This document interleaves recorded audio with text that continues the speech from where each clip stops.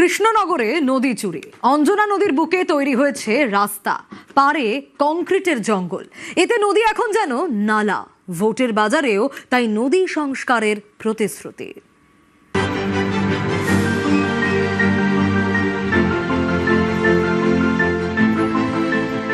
অঞ্জনা নদী তীরে চন্দনী গায়, পোড়ো মন্দির খানা গঞ্জের পায়। রবি ঠাকুরের সহজ পাঠের অঞ্জনা নদী, সেই নদী এখন সংকটে।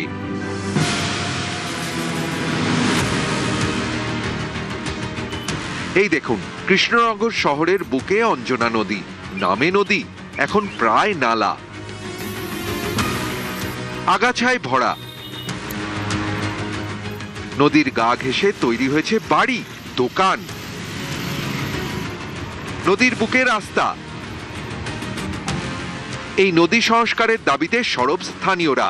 কয়েকদিন পরেই ভোট, তাই নদী সংস্কারের আশ্বাসও দিয়েছেন প্রার্থীরা। যেই এখানে ভোটে জিতুক, আমরা চাই সে যেন এই নদীর ওপরে নজর দেয়, এই নদীটাকে যেন বাঁচায়। এই নদীর ওপরে অনেক কিছু নির্ভর করে আছে, জল নিকাশি ব্যবস্থা থেকে শুরু করে সমস্ত কিছু এই নদীর ওপরে নির্ভরশীল। কিন্তু নদীটা আজকে বুঝে যাচ্ছে, সেই নদীটার দিকে যেন নজর দেওয়া হয়, এটুকুনি আমাদের সব থেকে চাওয়া। নদিয়ায় কৃষ্ণনগর উত্তর বিধানসভা কেন্দ্র, এই এলাকার মধ্যে পড়ে কৃষ্ণনগর শহর। এখান দিয়ে বয়ে গিয়েছে অঞ্জনা নদী। স্থানীয়দের দাবি, একটা সময় এই নদী ছিল প্রায় 40 ফুট চওড়া, নৌকা চলতো। দিনে দিনে এই নদীর পাড় দখল হয়েছে, তৈরি হয়েছে দোকান, বাড়ি। এতে থমকে গিয়েছে নদীর স্রোত, ভরেছে আগাছায়। সামনে আরো একটা ভোট, এই ভোটেও ইস্যু অঞ্জনা নদীর সংস্কার। সেই অঞ্জনা নদীটা বামফ্রন্ট আমলে খালে পরিণত হয়েছে এবং তারপরে তৃণমূলের আমলে আমরা দেখলাম সেটা একটা নিকাশি নালায় পরিণত হলো এবং তারা সেখানে ড্রেনের ব্যবস্থা করে ছোট করে দিয়েছে। সেটা উদ্যোগ নিয়ে আজকে পূর্বের রূপে সমস্ত মানুষকে সঙ্গে নিয়ে তাদের চাহিদা, তাদের প্রয়োজনীয়তাগুলোকে রেখে আমরা সেই বিষয়ে উদ্যোগ নেব।